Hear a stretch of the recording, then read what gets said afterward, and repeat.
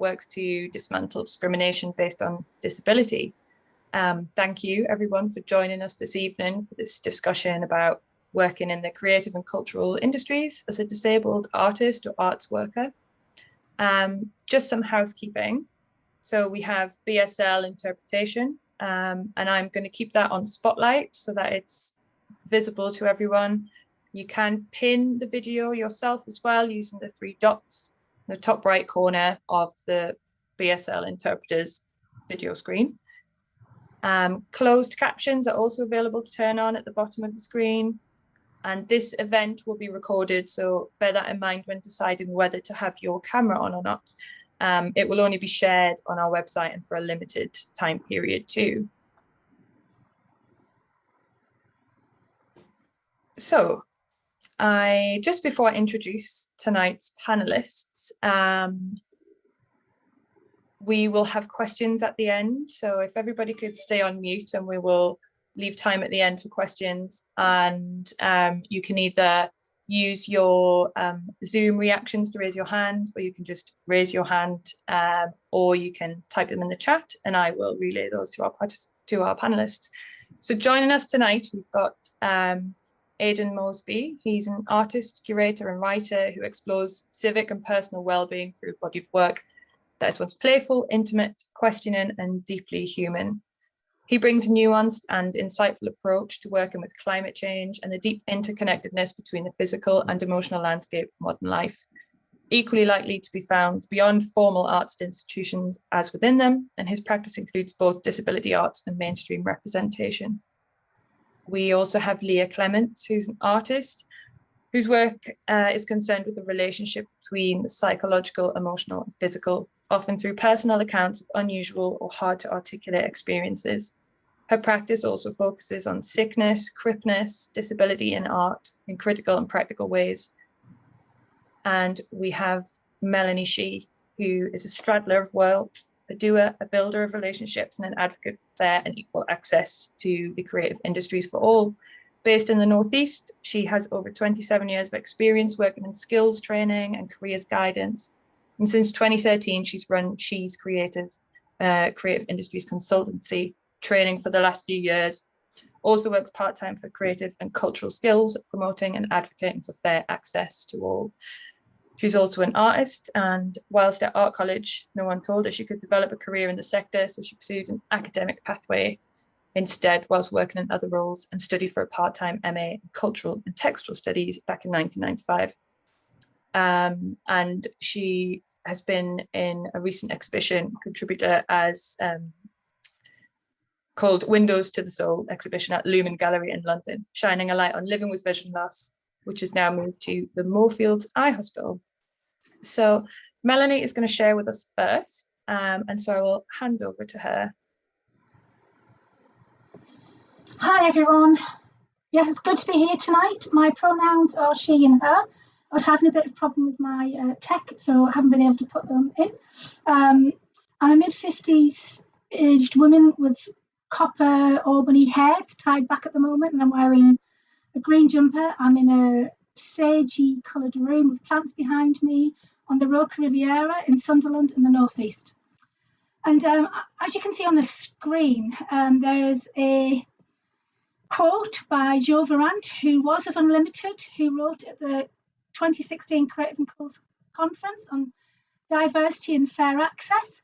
If you listen to the rhetoric, everyone wants diversity, everyone wants to be fair, yet look at the statistics gathered by Arts Council England, Creative Industries Federation, Creative and Cultural Skills, or any manner of other sector bodies, and you'll see that despite a number of interventions, the cultural sector in the UK is a long way from being diverse. Despite good intentions, the bigger picture is proving harder to shift. So Jo Verant makes the reference to creative and cultural skills, and that's, as Nick said, I work for them 3 days a week. So I'm also a trainer, educator and producer, and just have gone back into the world of making and doing art, I guess, making art. So in the presentation, I'm going to talk about the work I do with creative and cultural skills, which looks at creating a fair and more inclusive workforce for all. And I'm going to talk about the lack of disabled people in the cultural sector and what I think can be done to address it. I'm not an expert, but hopefully you'll get some good insight there. And just wanted to add that diversity and inclusion is an area that I'm very passionate about, shaped by being through dyslexic. If I'm going to touch on my experience of being failed at school, college and university as a dyslexic, probably also dyspraxic, but like many adults actually can't afford to be assessed, which can have an impact in the workplace.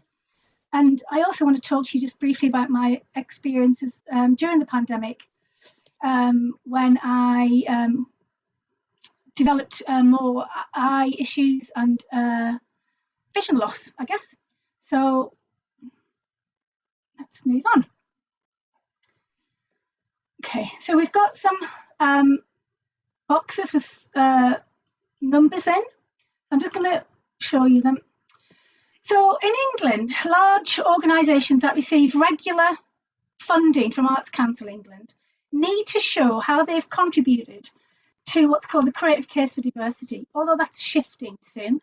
And it's about looking at the work they produce, they present, they distribute, who they commission, and through ongoing monitoring and statistics, they've gathered information on the workforce as well, the makeup of the workforce.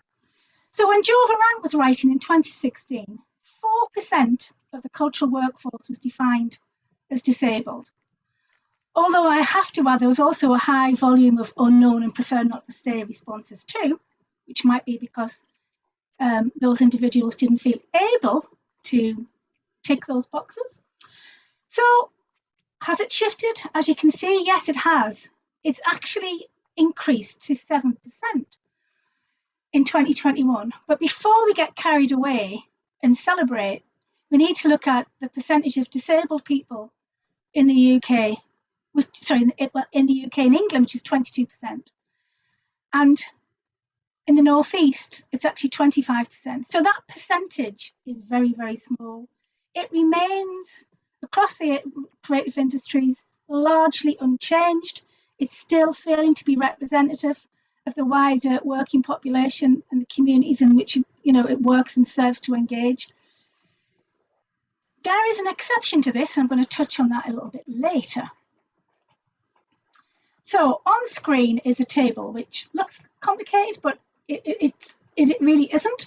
Because if you look at the top of the table, it shows you the percentage of people who are made up in the workforce from artistic staff to managers, volunteers who work across combined arts, dance, literature, music, theatre, visual arts. There are some interesting stats here. Visual arts and music, if you look, is actually one of the least diverse sectors of the subsectors to employ disabled people. Dance, on the other hand, stands out at 10.8% in relation to their artistic staff. And overall, for all of their staff, 8% are self-declaring that they were disabled. So music and visual arts have relatively low levels of employment of disabled people in comparison to their overall staffing. Disabled people are underrepresented within the arts and cultural sector in all types of roles, though, and all levels of seniority. There's also some other interesting information on diversity and inclusion. If you're a middle class and able-bodied, you are 2.7 times more likely to work in the creative sector than if you are working class and disabled. In the general population, disabled people are less likely to be employed, and where they are more likely to work part-time, earn less, and be underrepresented in senior positions than non-disabled people. Straight, able-bodied white men living in London that are only 3% of the UK population. But this small minority still dominates the creative sector, and in particular occupy a vast number of the most senior creative roles. As someone said in 2019, the industry has woken up to the fact it is very pale, male and stale. I'm hoping that the efforts we're putting in will lead to real change. I'm not sure if it has. Do you? And I meant to add, this is a report called Making a Shift, which was commissioned by Arts Council England in 2018. So why does the cultural workforce remain less inclusive if you are disabled, regardless of the initiatives that have taken place over the last 10 years at least? Like I said, I'm no expert, but I believe there are numerous reasons why. These include typical routes into the sector often pose challenges for many disabled people, as they often feel the need to emphasise and request specific education and training. And for some, access to training is difficult. Oh, sorry, that was the cat in the background. 68% of people fulfilling creative occupations have a degree, yet only 21.8% of disabled people have degrees. So there's a disconnect there, if you look at that. The arts and cultural sector continue to recruit from a predominantly graduate workforce at the moment. And another stat which you might find interesting at the moment in HE, in higher education, 90% of art and design students are white and middle class. We don't embrace vocational pathways into the sector. How many apprenticeship roles do you see in the cultural sector, not only in the North East, but across England and the wider the UK? Yet we know apprenticeships can aid a more diverse workforce and aid social mobility too. You can undertake an apprenticeship on a part-time basis, making it maybe more accessible. And it's about on-the-job learning. And in some instances, endpoint assessment can be through observation and question and answering. It doesn't have to include an exam. It doesn't even necessarily include a qualification. It's about being assessed as being occupationally competent when you come to your end of your apprenticeship. I wish that had been available when I was a young person. And this is one of the reasons why I trained as a freelance apprenticeship assessor at the time, and why I also now work for Creative and Cultural Skills. We developed the first creative apprenticeships in the sector. So they can be used as a tool to diversify the workforce, absolutely. We just need the sector to create more opportunities. Many of the participants in the Arts Council report Making a Shift reported that they had experienced negative and discriminatory attitudes in the workplace. These include managers and colleagues who saw them as unreliable, and that rose when we're talking about mental health issues. They viewed involvement on a project as riskier, that there'd be more hassle and they would cost more. They also made assumptions about what people could and couldn't do. They found that people were taking credit for the work, that they weren't actually attributing them as a source, that they were often behaving paternalistically and protecting them by limiting their opportunities. Many assumptions are made, and that's one thing we need to shift to. Recruitment is a key area. Like I said, cultural organisations, arts organisations continue to recruit from a narrow demographic, even though they declare that inclusion and diversity is high on the agenda. They often go to the same networks and recruit via the same networks. They may be doing this consciously or unconsciously, because often you recruit in your own image. But by making some easy adjustments to recruitment, it can make a huge difference to attracting disabled people to the workforce. Also, job descriptions can be based on what the previous candidate did, not what is needed now. So we need to look more at the transferable skills in the role that can be applied to the job. And what about other sectors too? Like I mentioned, unconscious bias may lead organisations to recruiting someone within their own, identity, who they've worked with before, who maybe they went to the same university with. So we need to ask you to be aware of that. We suggest organisations consider how and when they interview. Is the interview and the venue accessible? Is there disabled parking nearby? Does the application form really have to be written? And what about those word counted boxes? Why can't it be recorded, video, supported BSL speakers, or audio applications? Let's give questions out in advance too, at least a week, I saw a post recently for a diversity officer where you've got the interview questions half an hour in advance. That would put people into a panic. That would put me into a panic. I just haven't got that recall. In fact, why not even now just have face-to-face meetings rather than the classic advertise, apply, interview mode of recruitment? That's not great for anybody. Making adjustments to recruitment can make a huge difference. So does making adjustments when you're actually in the workplace to maintain and retain the people you're working with. I struggle looking at white backgrounds now.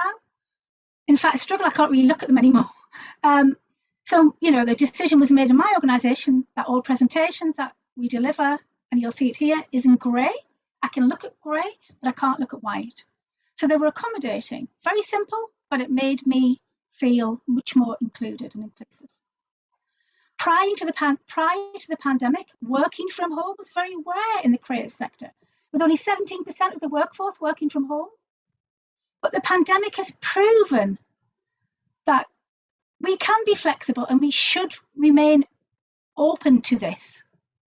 We should look at, flexible working hours, and we shouldn't be celebrating the ridiculously long working hours that at times we see celebrated in the sector. It's not great to overwork. I sat on a great session a few weeks ago, led by disabled musician John Kelly, and he was talking about access to recording studios. In the North East, there's a plethora of recording studios, but how accessible are they? Like I said, is there parking nearby? Is there a bus stop nearby? Is there accessible kit? Is the signage appropriate? There's lots of small things you can do to make your organisation more inclusive. We need more role models, more positive role models. We need to dispel the myths around what disabled people can't do. We need to focus on what we can do. There needs to be better representation on boards. Where do you post your vacancies? Is that opening up access? We need more disability awareness training. We need allies and more supportive colleagues. I'm really fortunate. I've got some great supportive colleagues now.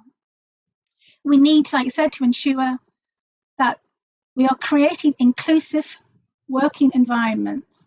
Why wouldn't every employee or potential applicant benefit from these changes?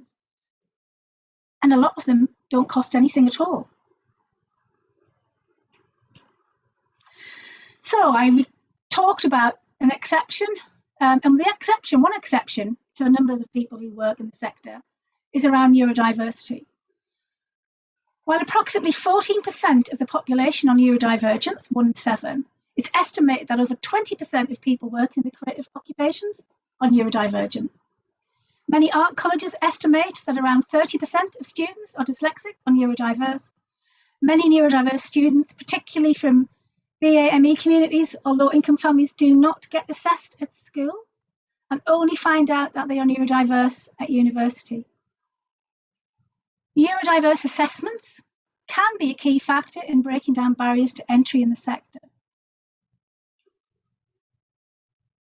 So I mentioned earlier, I'm dyslexic. I wasn't diagnosed until I was 39 years of age. I knew I learned differently. I knew I was different from many others. I left school with a CSE in cookery because I didn't have to read, my working memory, my short-term working memory is poor. So remembering dates, mispronouncing words, my visual processing skills and auditory skills just aren't at times great for sitting exams. And it explains why, as a young person and as a child, all I did was make and draw and watch film. In fact, film and the creative arts was my salvation, I think. But there's lots of myths around dyslexia and dyslexics, but we tend to be divergent thinkers. We have the ability to see the bigger picture. We're great problem solvers. We're creative. We're resilient. We're determined. So it's about celebrating those strengths. And I've put this image on of me because it was me and I was, when I was 7, and it's getting a craft kit because, like I said, that's all I did. that's where I felt safe and happy. And then I ask myself, when I look at that, what has shifted? If I was a young person now, would the sector be more open to me today? Would your organisation be more open to me today? So think back when you were 7, what did you want to be and was it open? We need those role models. So in 2016, I was part of a Northeast artist group, actually, who visited Chernobyl in the exclusion zone. I was part of 2686 Collective. And actually, we exhibited across the north, and we had a pop-up guerrilla exhibition in the exclusion zone, which was the first exhibition to take place since the explosion in 86. And I was just starting to create work again, the first time in years. And I developed serious complex eye problems. But I did develop some incredible experiences through my low vision and vision loss. And the image that you can see there is a condition I developed called Charles Bonnet syndrome, which is visual hallucinations. And part of my aim now is to raise awareness of Charles Bonnet syndrome. And like Nick said at the start, we exhibited. There's a group of artists, there's 16 of us now, who exhibited at Bloomsbury Festival in 2020. We have a permanent exhibition in Moorfields Eye Hospital. We've taken part in symposiums trying to raise awareness of vision loss. And we also have an online exhibition. And we're also exhibiting at Wandsworth Fringe Festival in 2022 and have a number of workshops. So this image is a hallucination that I experienced in the middle of the night. I woke up, went to the loo, and all I could see at the bottom of my bed were 2 huge gargoyles. And as you can imagine, it utterly freaked me out. I actually pinched myself. What's really ironic is the night before I'd been watching The Poltergeist. So I thought, okay, what's going on? It can only be my eyes. There aren't any gargoyles in The Poltergeist because I went back and watched it. But I was quite fascinated. So I drew. Every morning I'd wake up as well and I'd see the repeat patterns. And I knew it was my eyes, so I did the research, and sure enough, I developed something called positive visual phenomena, Charles Bonnet. Apparently, it can be quite common, yet it's not talked about, I guess. So I took part in some research at Newcastle University and Bristol University. Why do some people who've developed vision loss or low vision develop Charles Bonnet syndrome, and why haven't others? So one of the pieces I was involved in, research I was involved in, involved putting a blindfold over my eyes and stimulating, using a magnet, the visual cortex, the back of my head, just here. And all I could see were fireworks going off for 20 minutes. It was never ending. And eventually it subsided. We continued with some more, research going on. Had MRI scans and other things happening. That night, went to bed, woke up to go to the loo again, and for 20, 30 minutes, I was just transfixed in my room because actually 360 degrees around me were fireworks going off, just like this, everywhere. It's absolutely incredible. And what they think is that I probably have what's called an excitable resting visual cortex. And for those who know me well, that doesn't come as a surprise. But others don't have that. The gentleman in Bristol University, he's tried to stimulate his own visual cortex and nothing's happened. So they think that's why some people develop Charles Bonnet syndrome and others don't. So it's been very interesting for me the last few years, my own experience of vision loss. And I guess I really just wanted to flag back to sort of like, how can we make it accessible? there's been lots of talk around, and it has been celebrated, that access has been opened for many disabled people through going online. But for 6 months at the start of lockdown, I had no meaningful vision again. So my experience was completely different from many others. And then when I did get my vision back, add to that, being dyslexic, I'd had panic about having to type in chat in case I made a mistake and looked stupid, because that, feeling of being stupid can easily be triggered. I find the little beeps that people post, when they're posting messages, distracting. So at times, I felt uncomfortable. Many sessions that I've been to have been developed and put together, led by neurotypical people. So I guess, for me, what I wanted to leave you with, well, just because something works for you, it doesn't mean it works for everybody. It doesn't mean you're meeting all of your audience needs. So please just ask, don't assume. Thank you. Thank you so much, Melanie. That was really interesting. And we've got just in the chat there, just Richard saying that he's also experienced those, and that it can be very weird. So Yeah. thank you for sharing that experience. We'll save questions for the end, but we are going to hear from Leah now, if that's okay with you, Leah. Yeah, that's fine. Okay. Am I popping up on the screen? Not yet. Okay, I think that might just be, I'll share my screen in a moment, so you can see some stuff I want to show you, but if I don't know why I'm not the person that's visible. I don't think I can control that. If you see what I mean, I'm not the person that's highlighted right now. Okay, let me stop like, yeah.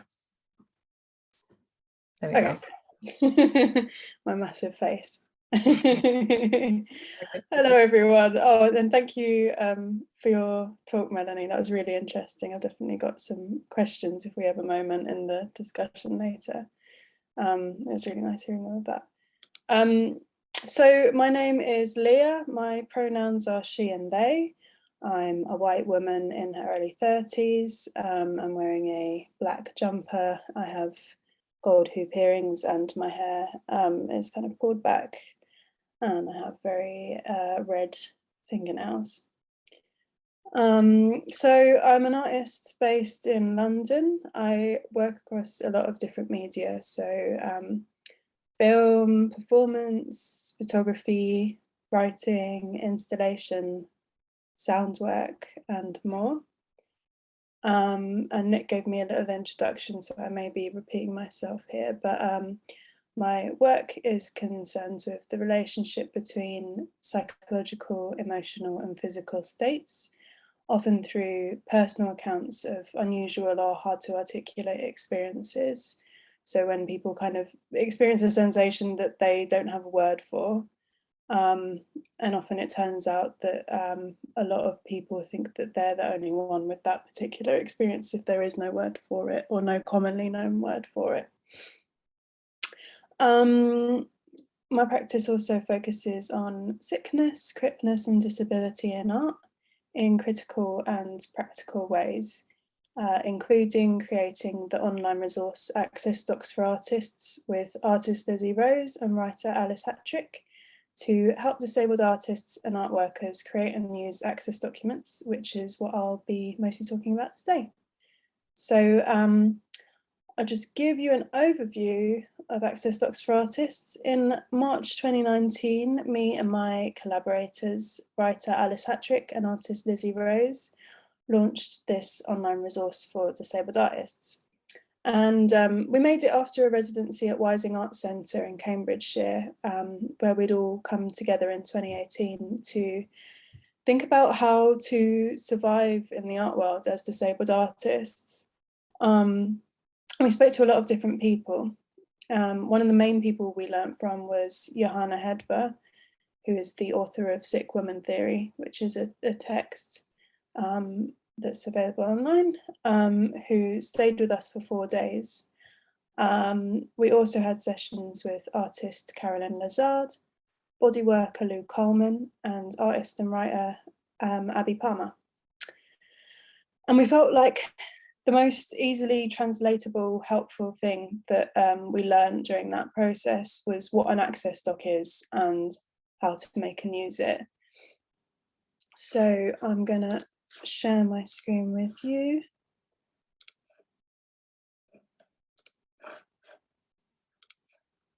Can you all see?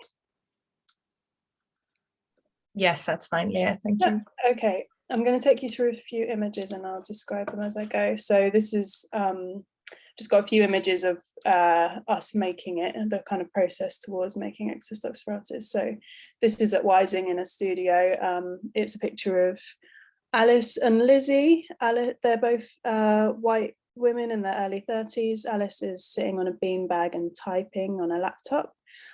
Lizzie is on the floor, either getting up or sitting down. She looks kind of like she's fallen over and she's laughing. And there's kind of a spread of brightly coloured paper and pens on the floor with notes on them. And this is me in the kitchen at Wising with another black jumper on. Wear a lot of black jumpers. On my laptop, and there is a big piece of paper on the table with some brightly coloured notes on them. And this is a picture of me and Lizzie in bed working on access docs for artists. This picture feels important to me because it's a place that Lizzie often worked and I often work just from in bed. And this was a really nice moment where we were being able to work together from Lizzie's bed at Wising because of the residency, because we both had chronic illnesses. And Lizzie's on her laptop and I'm kind of writing something in my notepad. So the website itself, which I'll show you now, is designed for disabled artists and art workers, but it can be useful for people who have other circumstances that could benefit from being thought through and written down, and also for allyship. So let me take you on a tour. So this is the homepage. It's a kind of turquoise background and it says Access Docs for Artists on it. And we click Enter Site. So you can see this is the main page and there are 4 main menu options on brightly coloured backgrounds and grey backgrounds interchangeably. One says, what is an access doc? The other says, guide to making an access doc. And there's another that says examples, and then other resources. There is also at the top, there is an option to use a text-only version if you're using a screen reader. And then there's also a section called Artists and Organisations, which is where we've asked questions of artists and organisations. So to introduce what an access doc is, I'm going to just navigate to this page.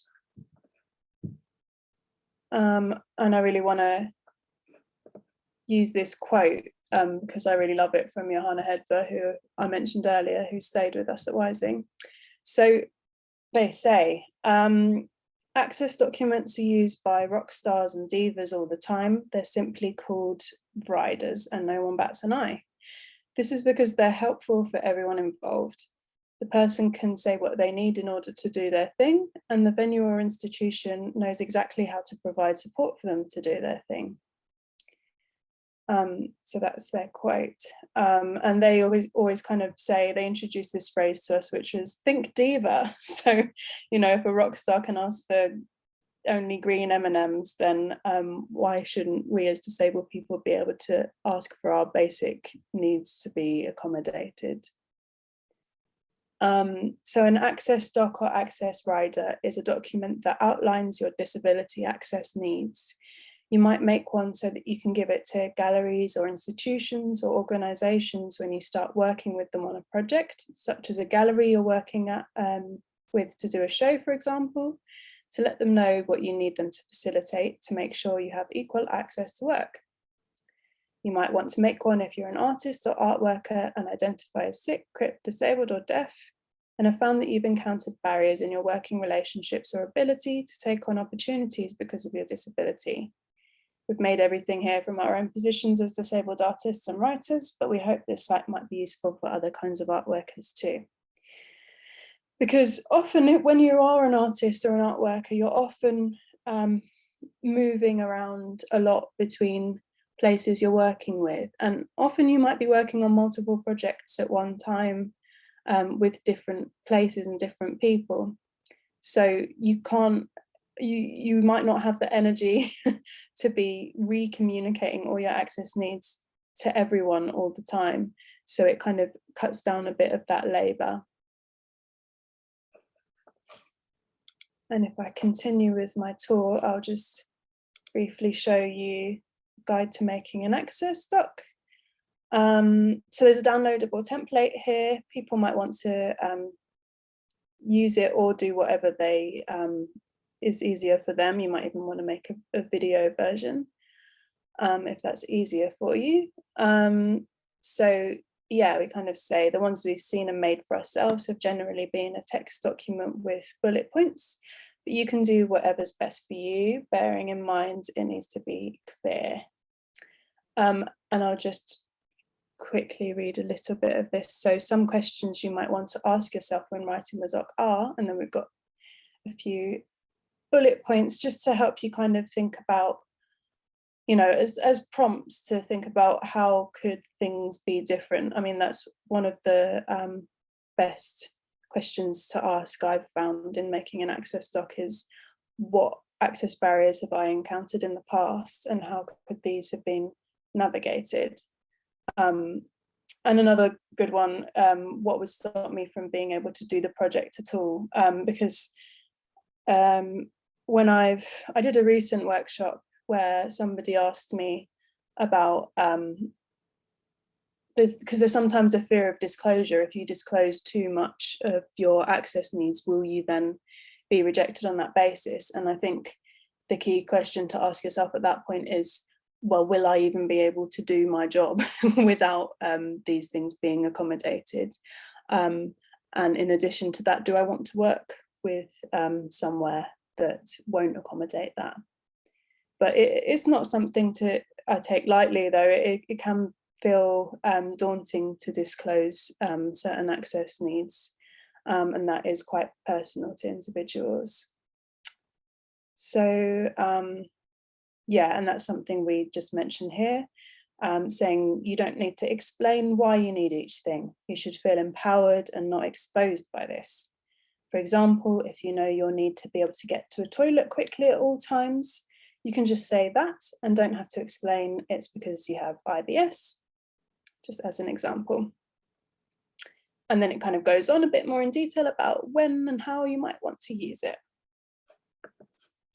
So to come back, examples, I've got a list of some examples here, and I'm going to just briefly show you a couple, and I've chosen these two because they're a bit different to each other. So this is from an anonymous person. I won't read it all through, don't worry, just to give you an idea of what it might look like. So it just says the person's name, which has been crossed out here, disability access document. Please do not share this document without my permission. I do have permission to share it today. And it says, what is an access document? And then there's a section kind of describing what an access document is for anyone who might not know already. There's an introduction section that just kind of outlines this person's disability in a general way. So it says, I have a disability that affects my energy levels, physical ability, cognition, and memory. And then it goes into a little bit more detail. There's a section titled General.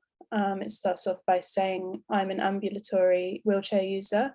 This means I predominantly rely on a wheelchair, but can, on a good day, manage a few steps with my cane or move around a small space with my wheelchair. and then it goes on a bit more detail. So that's kind of outlining perhaps the most urgent things that the people that this document would be going to would need to know. Communication, I do my best to respond to emails and calls within a 1 week time frame, but during the crash period, I may not be able to keep to this. Please feel free to head emails urgent or send me a text message saying that the situation is urgent if you need my attention more quickly.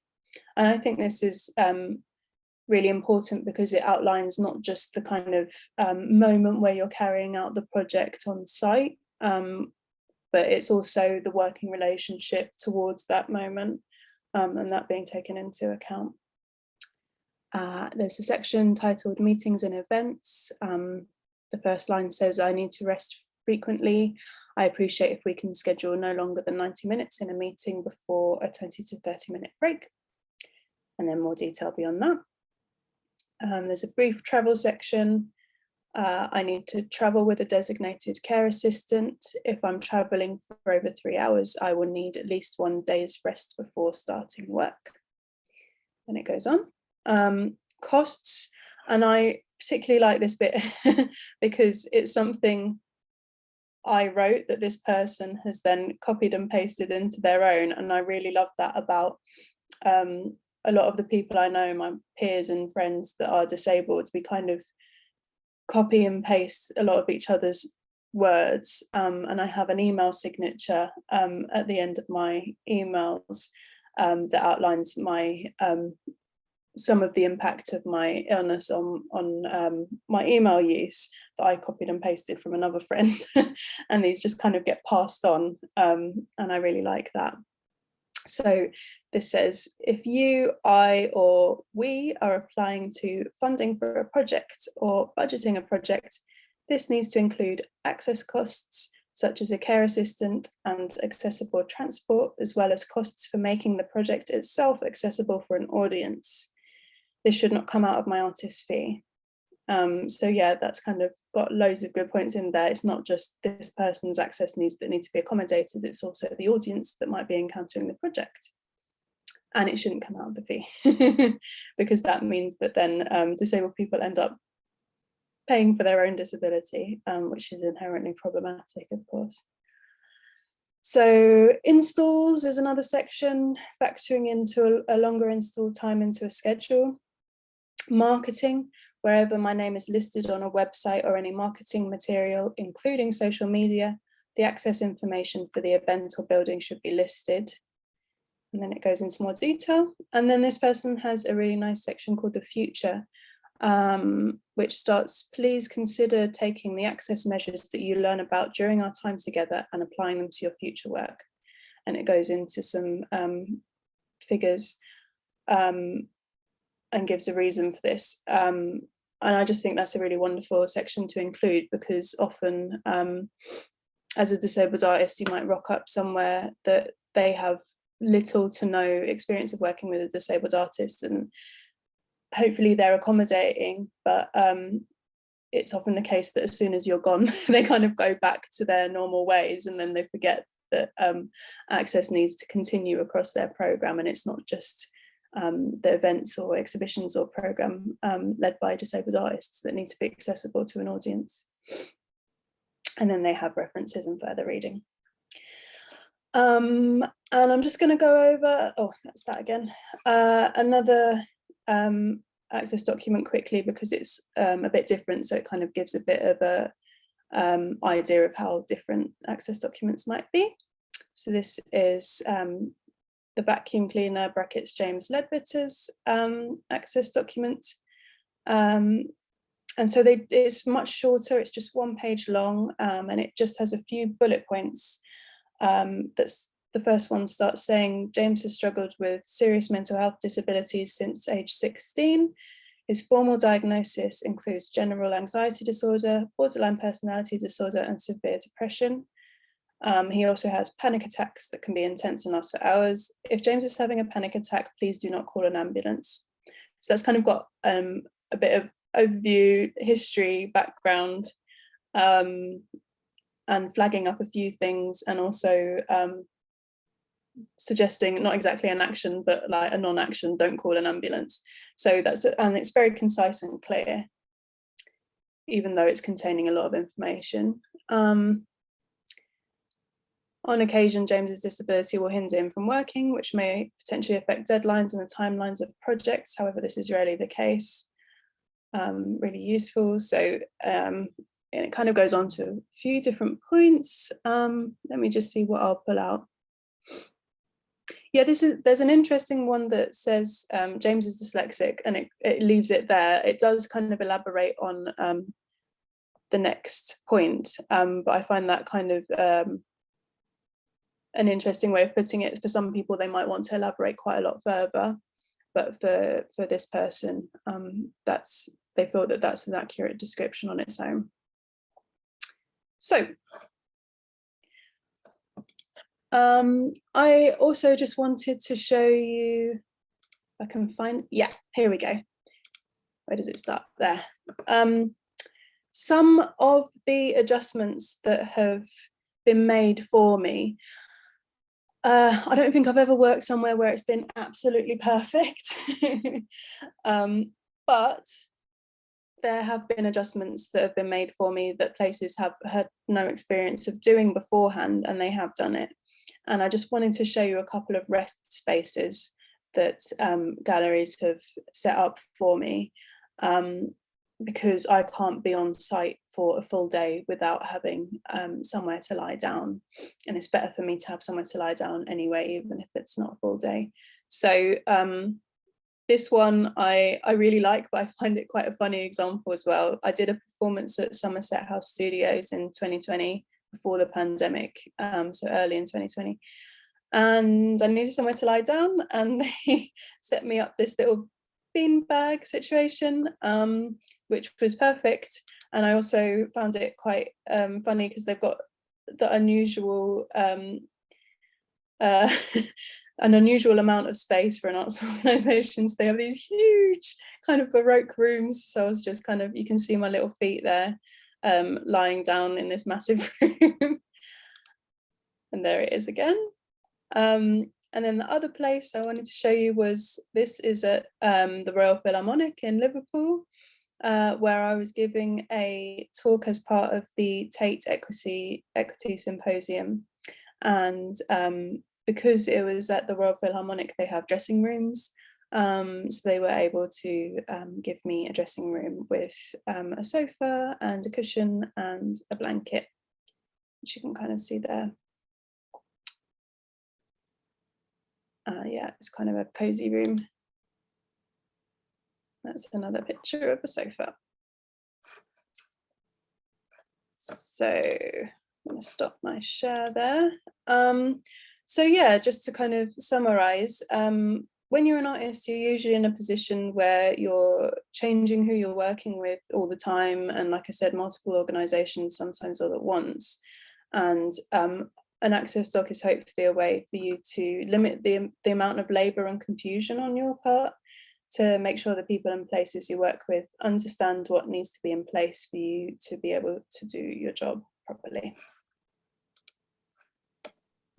Thank you so much, Leah. That was, again, really, really interesting. And I have lots of questions. I'm sure everybody does at the end. I will remove your spotlight there. And we will welcome Aidan. Now, Aidan Mosby, I introduced him briefly at the beginning, but I will let him introduce himself. And Aidan, if you have slides you'd like to share, otherwise I will just spotlight your video and you can speak. Yeah, I don't have any slides to share. And again, apologies for lateness. That's absolutely fine. That's technology for you. Great when it works, not so great when it doesn't. So I'm Aidan Mosby. I'm a middle-aged white man with glasses and white hair and a beard. I've got a grey jumper on, and I got the green wall memo. So there's a green wall behind me. I am so I identify as disabled and neurodivergent. I'm a curator, an artist, a writer. I work a lot around climate change and well-being, and I tend not to make things as an end to themselves. I make things as a way of bringing people together and having conversations in order to promote positive social change. I'm just going to give you a kind of a brief overview of how I got to where I am and some of the main stopping points. I'm going to be pretty brief because I think it'd be good to have some questions. And also, I'd just like to acknowledge that it's amazing that we're in a situation where Leah can do what she's done with her Access docs, because I could have done with that when I started out. So when I started, it felt like disabled people were set up to fail and to fulfill the negative stereotypical trope that we aren't any good, that we can't contribute anything worthwhile, and that we aren't worth anything socially or culturally. And the barriers to inclusion are many and complex, or some are. Sometimes the barriers are really easy. It's mainly white, middle class, neurotypical, heteronormative, abled people who are the gatekeepers, heavily invested in keeping the gates firmly closed and the drawbridge firmly up. I often hear well, we're too scared of getting it wrong or saying the wrong thing. But that's an excuse that maintains the status quo. I'd rather people or institutions get it wrong and do it better next time than nothing at all.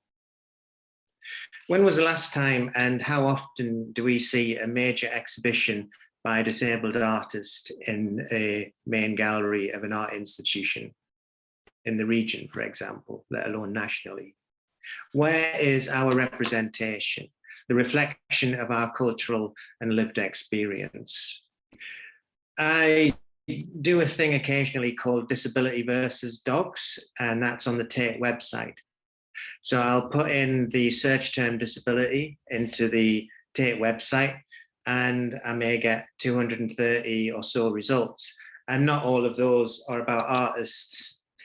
And then I might put in dogs or something relevant to the day, and might get hundreds and hundreds of replies or research returns. And that just gives you some kind of context or the value of where disabled artists are held in the art canon and the art institutions. And I know this is changing, but it's changing incredibly slowly. So I never imagined being an artist. I didn't go to art school, and I came to art late in life. I had no experience of what it meant to be an artist and no idea how to have a sustainable career. I had no peer group and no in with an organization. It was an extremely lonely and difficult place to be. And thankfully, I think it's changed a bit, but there's still miles to go. My breakthrough came when I discovered Arcadea, the disability arts organization in Newcastle, and met Vicky Refford-Sillett. And suddenly I had found some kind of community. I had found a context for my work and also my experience. And then I began to identify as a disabled artist. I also discovered Disability Arts Online, which was another key kind of discovery and relationship in the development of my arts practice. A turning point professionally came when I had a residency at Dundee Contemporary Arts. And it was the first one that I had, which was specifically for a disabled artist. Whereas in all the other experiences I'd had, it was mostly set up for me to fail. This time, they made it possible for me to do the best work that I could in the situation. I'd never heard of access tools or riders in the way that they're used today, but it was a successful residency and it allowed me to develop from there and build on the experience and leverage for the next job, which I think is important when you're trying to create some kind of career, is using the last job as a stepping stone to the next one.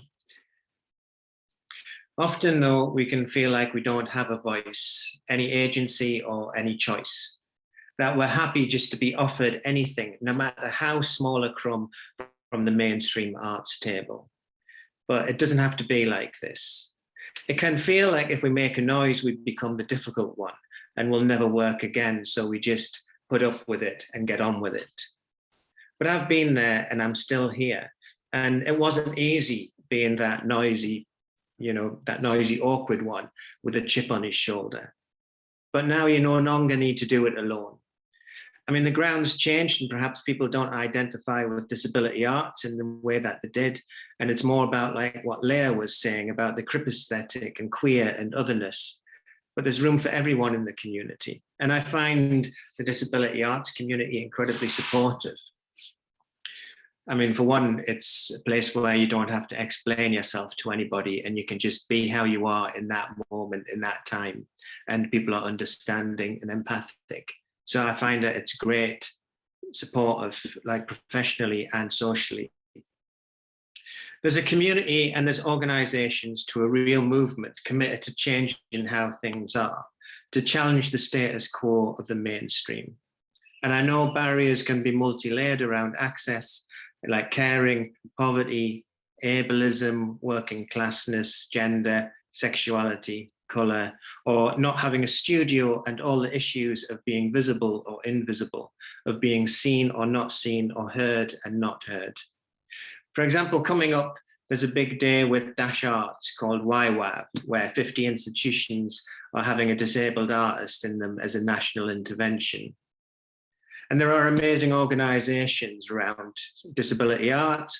Locally, there's amazing people such as Vicky Refford-Sinnott and Little Cog, and of course, Annabelle Turpin at ARC in Stockton.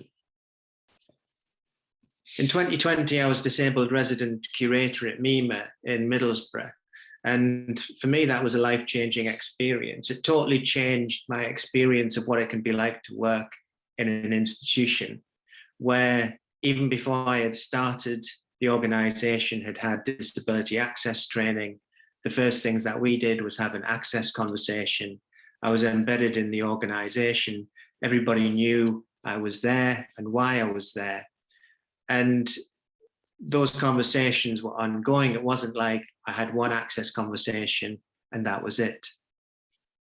It was an evolving conversation. But then it was during the pandemic and everybody was trying to grab some digital land. And just because everything became available didn't necessarily make it accessible. And part of the problem about, the building back better and returning to the same old shit is the fact that it was all driven through ableism and through the institutions. And now that we can meet back in person, those kind of advances that we had, some are being lost. And I think that's critical to hold on to them. So how do you get to have a career or make art?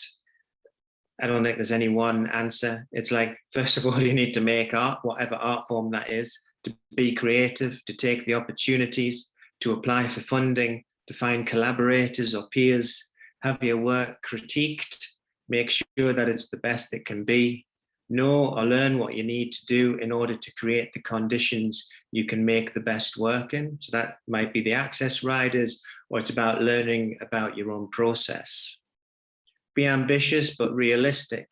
Get a mentor, train, develop skills, play, make work, fail, make work, fail, show, find allies, develop long-term creative relationships, invite people to conversations or to visit you and see your work.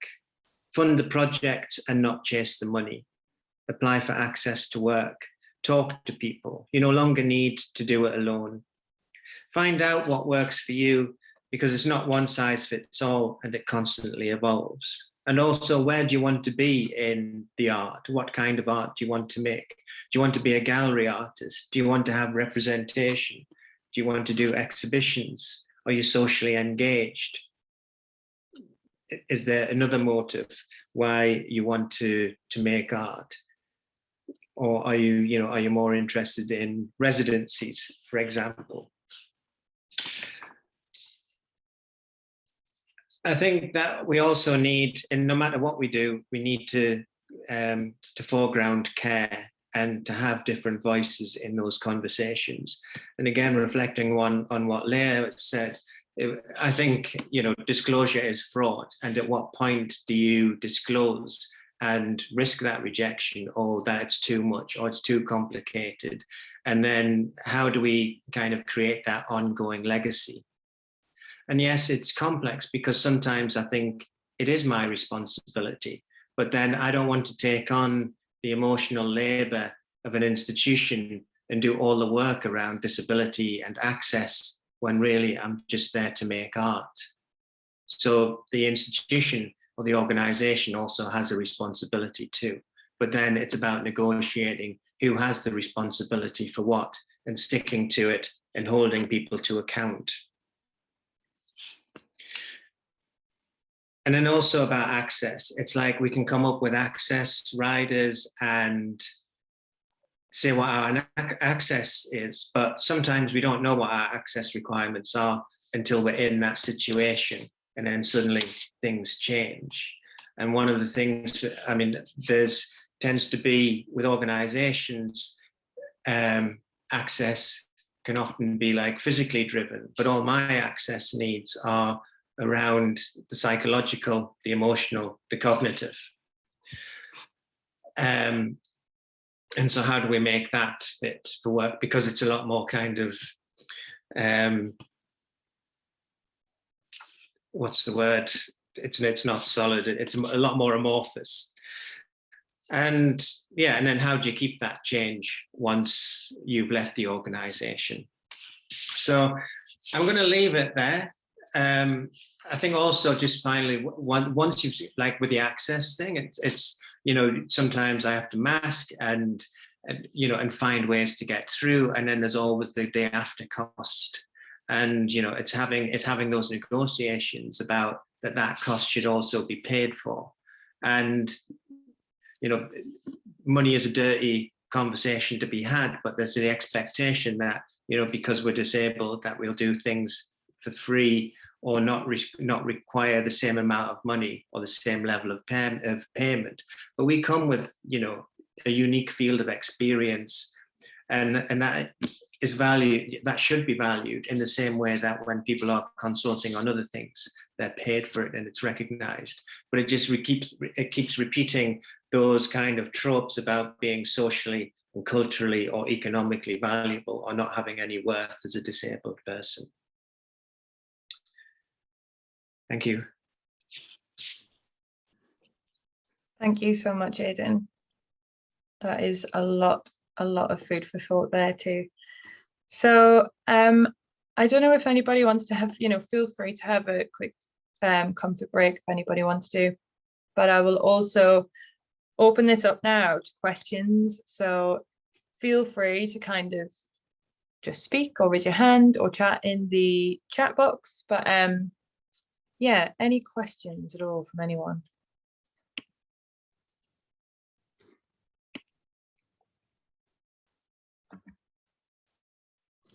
Hi, Nick, could I ask a question?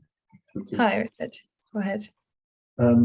Yeah, I was going to ask Leah about, I think the access documents are a great idea.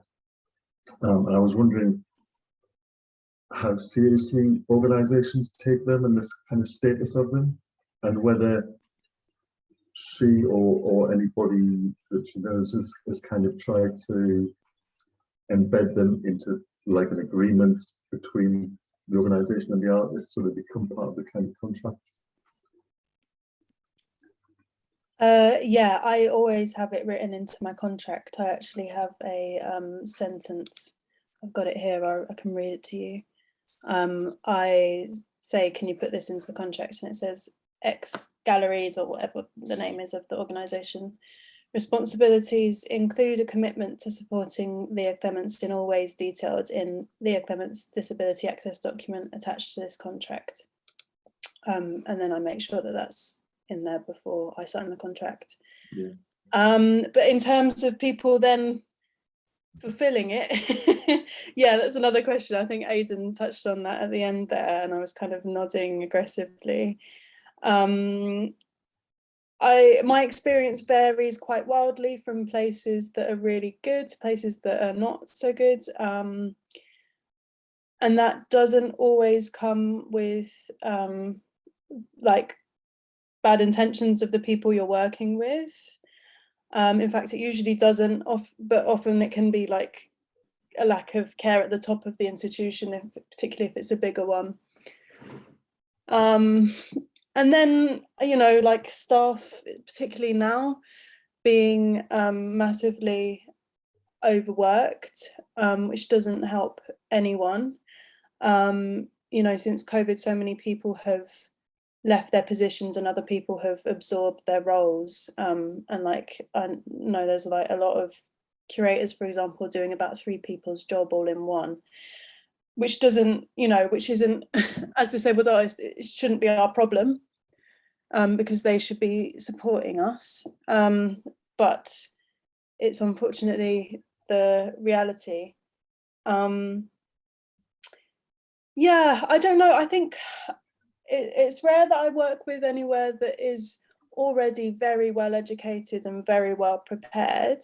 It happens very occasionally, but I think most of my good experiences of it have been with places and people who are just very willing to learn and really genuinely want to make the change. But then, as Aidan was saying, that involves a degree of labour on your own part, and you kind of end up doing a lot of that work yourself as a disabled person, and when it should be the other way around, really. You should be getting the help and the support instead of doing all of that. And I totally identify with that feeling, Aidan, you were saying about like wanting to make all the change and then feeling like, oh, actually, can I just make the art, please? And then having to acknowledge to yourself, that's not my responsibility. It's a really complex emotional, social, political process to go through, actually. Yeah. Thank you, Leah. We have a question from Simon in the chat. How would, sorry, that's just jumped up. How would any of the speakers describe what a good ally is?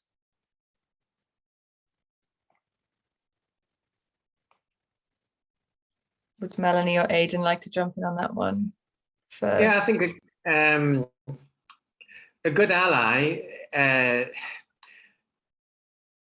think it's about building up a long-term relationship, and that they're the best allies, and also somebody who approaches or has the approach of authenticity. And, you know, personally, if somebody uses the wrong words and doesn't use the buzzwords but really cares, I'm absolutely fine with that, rather than having someone who uses all the buzzword bingo, but actually hasn't got any interest in really, you know, beyond a tick box exercise. So I think also, like, so a good ally is somebody who is supportive and empowering and enabling, but at some point also advocates for you, or, you know, kind of, yeah, it can kind of see a curb coming and watch out for that you don't trip over it, for example, or can act as leverage to other organizations. I mean, I know that since my like residency at MIMA, it's like, you know, I've got to sit at different tables, and, you know, because MIMA is, you know, it's working long term, it's not knee jerk, it's working with Dash, with the disability, with the residencies for disabled curators as part of the Future Curators program. And it, you know, it's not doing something knee jerk. It hasn't, you know, and I find those kind of approaches much better. So it's slower, more considered, but actually it's a permanent kind of, you know, that it's there. And it's not kind of like, oh, we just need a quick answer. We'll do this knee-jerk thing, and then, oh yeah, then when the dust is settled, we can just move on to whatever sexy next. And, you know, whereas like continued, yeah, and that you're not the first, and that they you know, the kind of, yeah, the behavior, their mirroring behavior, and they're calling out or acting towards other institutions or organizations, rather than kind of like, it's okay that we're doing it, but not, you know, yeah, best practice. It's complex. I mean, you know, that could be a session all on its own. Melanie, do you want to add anything? Yeah, just, I mean, for me, it's about a bit, wanting to learn more about listening, advocating, like Aidan said, asking, asking. It can be as simple as that, or actually, stepping in. So in a conversation in work last week, a colleague, at times I feel, sometimes they'll come to me about access issues, and you get a bit wary of it, but actually a colleague stood in and stepped into the conversation, so I didn't have to step in yet again, and that small action meant a lot to me, so I think he understood and sees at times what's going on, so yeah, but it's not easy. And actually, in relation to language, I use the wrong language all the time. My language isn't my strength. So and even I feel fearful at times about using the wrong language. So how I can describe myself. So if I do, I also then just think about others actually. So actually, it's about also you can be an ally for others. You can turn it around, and you can be an ally to somebody in your organisation. Thanks, Melanie. Leah, did you want to add anything about allyship? I would probably echo what Melanie and Aidan said. I guess, yeah, I mean, if I just think about specifically what I was talking about through the access docs, there were some points that why shouldn't abled people insist on, for example, the access details of any event or exhibition to be listed where their name is as well. A lot of it doesn't have to apply just to disabled people, and the bits about the audience as well. So I guess artists don't tend to be very well paid in general, the majority anyway. There's a few that are, but and are often doing a lot of overwork, which was something that Melanie touched on, which I'm quite interested in. But artists can also be allies to disabled artists, as well as it really should be coming from the organisations and the people who are salaried and have power, and but it unfortunately doesn't always work top down the way it should. Yeah. Thank you. We have another question as well, and this one's particularly to Aidan, but I'll open it out to everyone as well. I'm a job coach, and students I work with mainly want to work in the creative industries. Do you find that access to work applications impossible to navigate? Yes, I need access to work in order to get my access to work. And like now, part of the problem is that I've had my renewal form in for 3 months, and the message from Access to Work is just get your access workers to work for free. And so so access to work, it's an incomprehensible system for somebody, disabled, neurodivergent. It's impossible. And yeah, I needed to pay somebody in order to get that access. And thankfully I've got it, and it's great, and it helps. It really helps me to be able to do the job in so many different ways that I can't, necessarily manage myself at different times. And yeah, but it's incredibly difficult to navigate.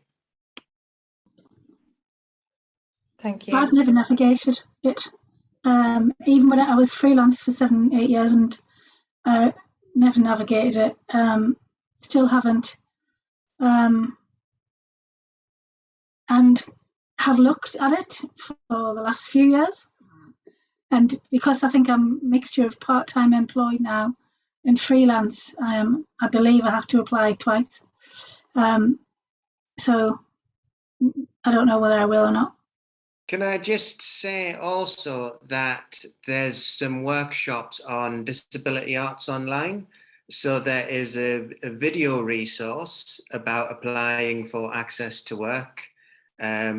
with just Tom in there, and then they're also doing a couple of webinars on access to work as well. So if you go onto the Disability Arts Online website or their social media, you'll see links to that. Great, thank you. Thanks for sharing that, Aidan. And you feel free to, yeah, I've got your hand up there. Could you just, yeah, feel free to unmute yourself. So I have had training in access to work, and I still get lost every time I apply, and I have to do it every year. And we reckon that the money that we get doesn't actually cover the hours that we've spent doing the actual application, never mind actually the job coaching and the enabling. It's just ridiculous. But sorry, I enable people with disabilities. I don't have disabilities, so yeah, it's beyond ridiculous, and it frustrates me. So I have no concept of how you all feel. So, but thank you. I just happen to have found this course, and I'm just enthralled. So, but thanks a million.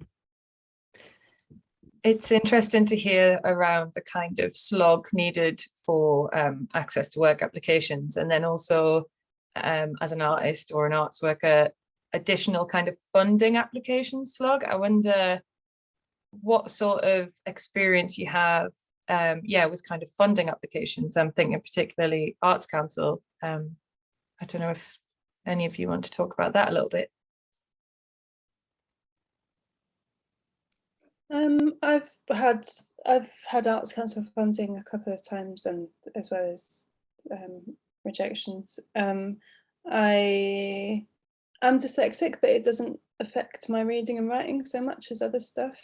So that's not so much of an issue for me. It's more about my the way my disability affects me is mostly through my energy. So it's like the amount of time I can spend on it, and then what you know, where that's taking time from other stuff. In the actual costs that you can include, they do the thing where they don't include personal costs to the total, so you don't have to worry about going over the smaller grant amount. Although I think I think that's still included, but I think the amount's changed or something recently. I haven't checked. Which I think is a really good step, and not all funding bodies or even large funding bodies like that do that, which I think is really helpful. So you don't have to worry about, you know, costing more than if you weren't disabled. You know, your project costing more than if you weren't disabled. What was I going to say?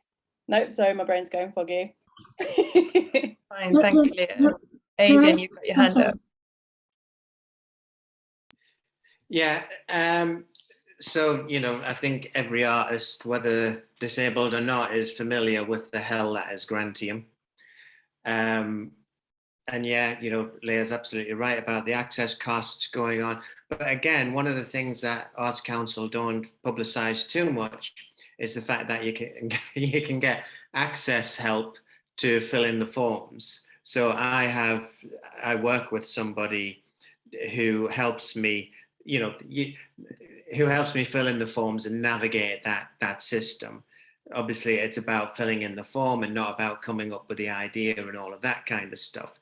But it's really, really helpful. And without that, I wouldn't be able to apply. And, you know, and yes, I get funded through Arts Council.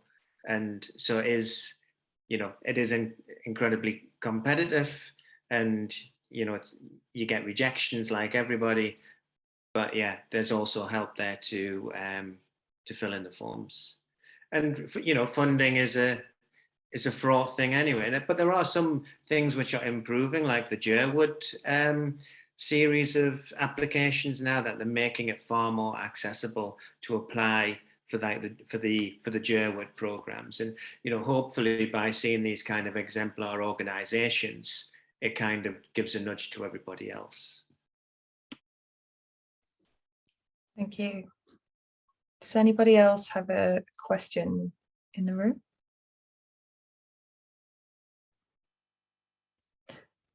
Before I ask one, because I've got a whole list.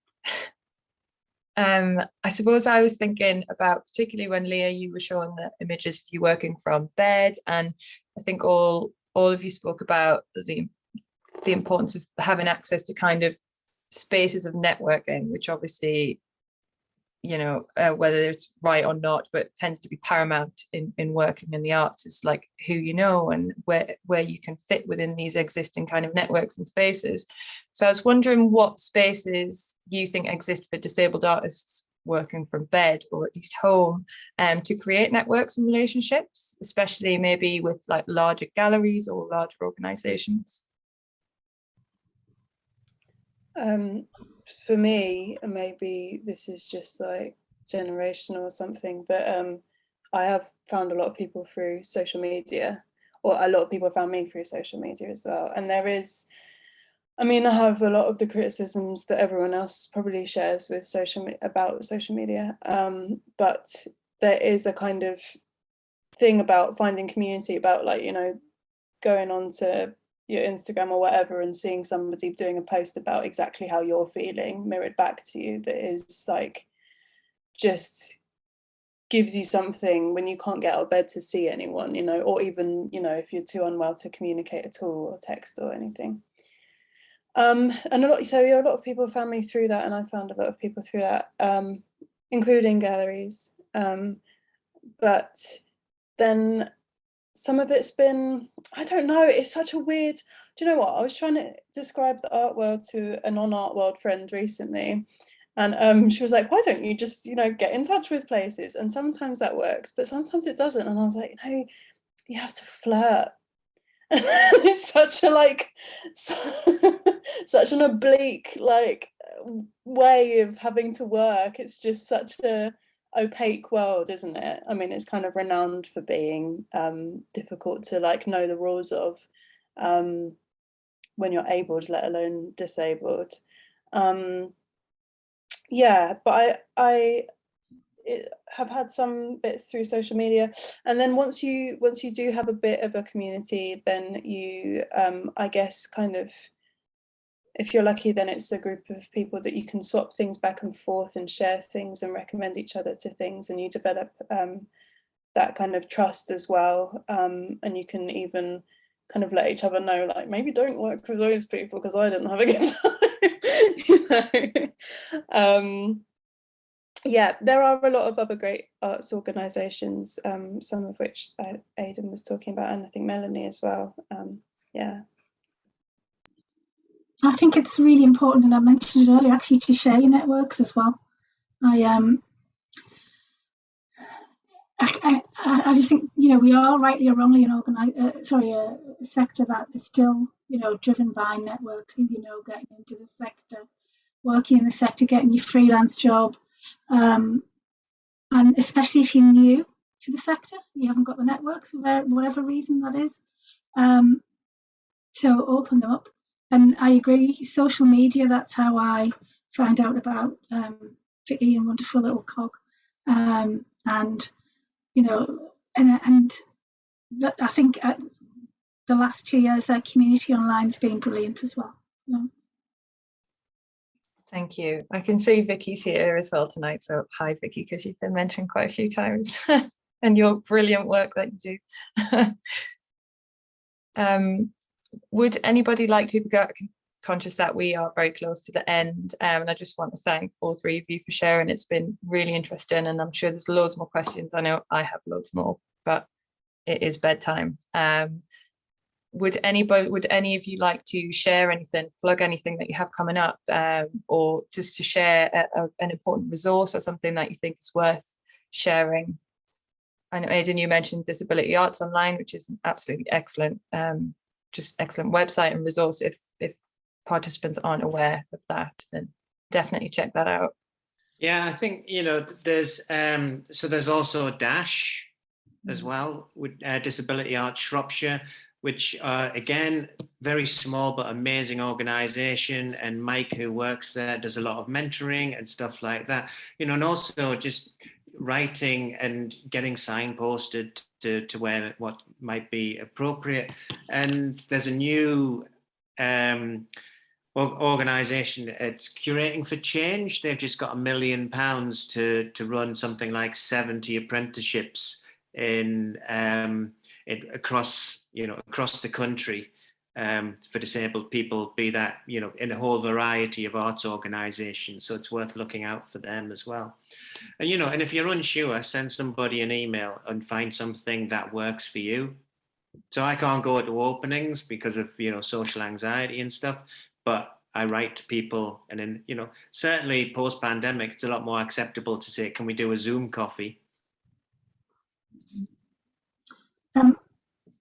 There's another great organisation is Drake Music. In fact, I was watching one of their videos around access the other day, and it was really, I found that really insightful as well. So I'd recommend Drake Music. Thank you. Yes, thanks. Thank you so much, everybody. That was really great. I'll follow up with a list of some resources and some of the things that we've shared here today, and we can share that around in the spirit of sharing and holding each other up. You can join us as well. I've just put a link in the chat there. You can join us as a member. And we also have a new allies network. So if you work for an organisation or you're freelance, you can join us as an ally in dismantling discrimination against disabled people. Great. Well, thank you so much. Thank you, Aidan, Naoimh, Melanie. Really appreciate you being here this evening, and everybody else that's come along and asked questions and stayed. Thank you. Thank you. Good night. Bye. Bye. Bye. Thank you.